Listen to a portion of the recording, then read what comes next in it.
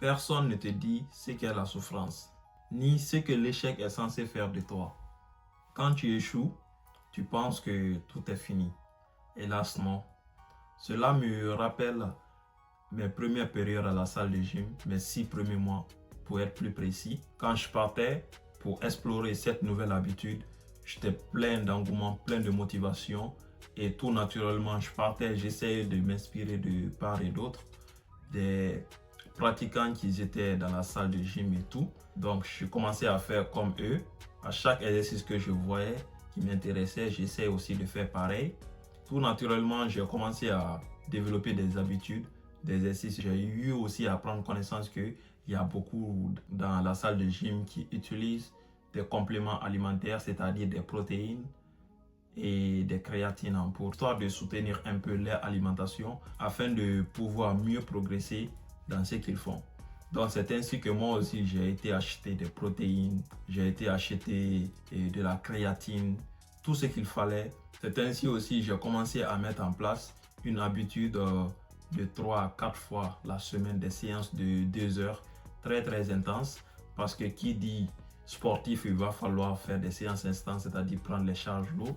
Donc je faisais tout ça en parallèle de mes études, également en parallèle de mon job étudiant. Donc en quelque sorte, je faisais tout ce qu'on m'avait dit de faire, j'exécutais tout à la perfection, je peux dire. C'est-à-dire j'ai tout donné réellement pour pouvoir avoir les mêmes objectifs. Mais après 6 mois, qu'est-ce qui a été le résultat? Il y avait plus de fatigue, manque de sommeil, frustration, aucun progrès. Je dis bien aucun progrès. Parce que j'étais là comme ça, de la même manière, je suis rentré à la salle de gym. Pendant ces 6 mois-là, je me regardais, je me mirais très fréquemment. Je voyais aucun progrès. C'est comme si je ne faisais rien en fait. Plus je donnais, moins j'avançais dans cette nouvelle habitude. C'est ainsi que je regardais les autres progresser. Et moi, à mon niveau, j'étais bloqué. Et c'est là que la souffrance commence. Vu les résultats négatifs que j'avais eus, directement, je me sentais touché moralement parce que je n'arrivais pas à comprendre en quelque sorte avec tout ce que j'ai donné, avec tout ce que j'ai entrepris, que je sois au même niveau. Cela a eu un effet domino sur tout ce que j'entreprenais en ce moment, en ces temps, ici au Canada. Commençant déjà par la salle de gym, j'ai eu à abandonner très vite la salle de gym parce que je ne comprenais pas du tout ce qui se passait. Et ça ne s'est pas arrêté seulement à la salle de gym. Ça a directement attaqué tout le reste, c'est-à-dire mes études, mon job étudiant, parce que en quelque sorte, j'arrivais pas du tout à faire l'équilibre entre tous ces paramètres. De sorte, j'étais tellement débordé. Directement, le fait que j'ai eu cet impact mental, je n'arrivais pas du tout à faire l'équilibre entre les études, le travail, la salle de gym. Ce qui a tout bouleversé. Donc, j'ai arrêté la salle. J'ai eu un échec académique. Mon travail aussi, je venais très rarement. Donc, cela a fait que mes heures ont été réduites. Donc, pendant ce temps, il y a les amis aussi qui sont à côté, certains amis qui se moquaient, mais en ce moment, ça fait longtemps que tu pars à la salle de gym, mais on ne voit pas tes gros bras. Qu'est-ce qui se passe? Donc, à côté de tout ça, j'étais assis, je souffrais énormément dans ma tête. Parce que la vraie souffrance, ce n'est pas l'effort, c'est le fait de ne pas comprendre réellement ce qui ne marche pas, ce qui ne va pas. Les amis me demandaient, mais en ce moment, on ne voit pas tes gros bras et tout. Moi-même, là, je voulais les dire aussi, mais moi-même, je ne comprends pas. J'ai entrepris quelque chose, mais je ne vois pas de résultats en fait. Et c'est ainsi que j'ai tout arrêté. Je me suis assis, j'ai réfléchi. Après avoir décelé tout ce qui était comme problème lié à cet échec, c'est-à-dire toutes les causes premières de ce problème que j'ai rencontré dans mes études et à la salle de gym, j'ai commencé maintenant à mettre les solutions en place, c'est-à-dire en faisant moins pour avoir plus de résultats. Donc, je suis quitté des longues séances intenses de 2 heures à 1 heure. Et j'ai commencé aussi à faire des suivis réguliers de tout ce que je faisais comme exercice à la salle de gym. J'ai commencé aussi à adapter mon alimentation à travers les recherches que j'ai menées et tout. J'ai commencé aussi à privilégier le sommeil. Parce qu'une personne qui fait la salle de gym mais qui ne dort pas assez, tu ne peux pas t'attendre à des résultats. Donc, j'ai commencé aussi à changer ça, à avoir réellement des heures de sommeil réguliers et des heures de réveil aussi réguliers, tout en ayant au minimum 7 à 8 heures de sommeil, histoire d'être plus productif, histoire d'être plus prêt à conquérir le monde qui m'entoure. Et tout naturellement, j'ai commencé à reprendre le contrôle, j'ai regagné mon focus et les résultats ont commencé à apparaître. Je commençais petit à petit à prendre du muscle de 48 kg, augmenter petit à petit jusqu'à 66, aujourd'hui 68.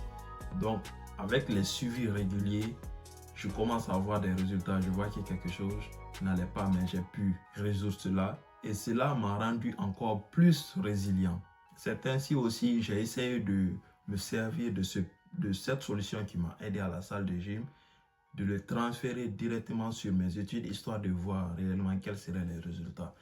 J'ai compris que ce n'était pas une question de salle de gym en fait. C'était une question d'habitude, une question de fonctionnement. C'est comme ça que je fonctionnais. J'avais l'habitude de faire beaucoup de choses, mais avec moins de productivité.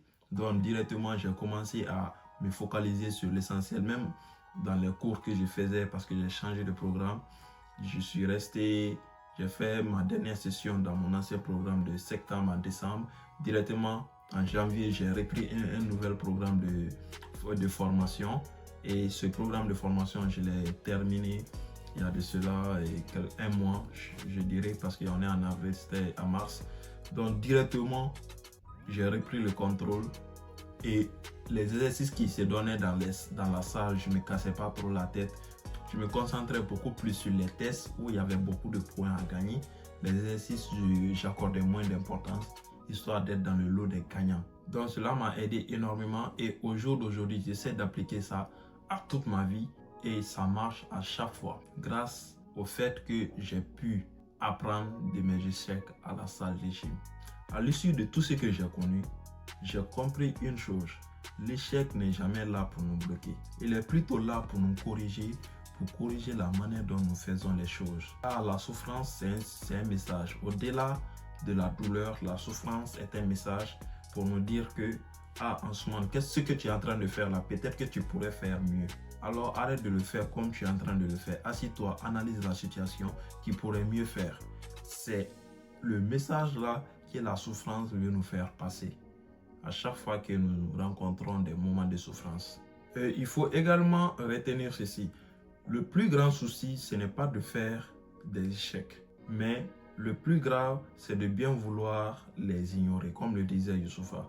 Parce que la plupart d'entre nous aujourd'hui, quand nous avons des difficultés, quand nous avons des échecs dans notre vie de tous les jours, au lieu de nous asseoir, histoire de réfléchir à des solutions, nous préférons tout simplement fuir cette difficulté et nous rentrons dans d'autres choses. Donc, je vois ça tous les jours. Les gens, ils sont là, ils rencontrent des difficultés. Au lieu de s'asseoir, analyser réellement la cause, comment faire pour solutionner cela à travers le suivi que tu fais, ils continuent de faire les mêmes erreurs et tout naturellement, ils ont toujours les mêmes résultats.